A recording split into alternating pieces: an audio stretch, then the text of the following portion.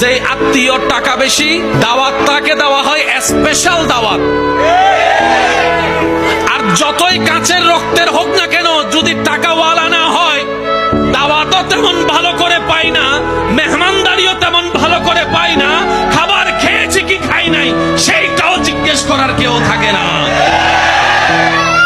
সম্পদ যদি একটু ভালো থাকে, বারবার এসে জিজ্ঞেস করবে, পায়েস খাবেন, একটু চা খাবেন, একটু চিনি কম দিয়ে চা এনে দিই, না ভাই আমার আর পেটে না না একটু খান না, একটু বসেন না, ওই রুমটার মধ্যে না একদম এসি আছে, আপনি ওখানে গিয়ে আরাম করুন। ওই দূরের আত্মীয়টা।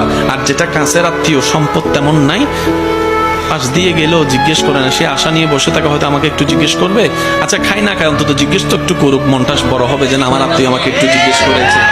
এই আশাটাও আশার মধ্যে থেকে যায়, স্বপ্নটা স্বপ্নের মধ্যে থেকে যায়, কল্পনাটা আর বাস্তবে রূপ নেয় না, কারণ আমরা এখনো পাক্কা মুসলমান হতে পারি।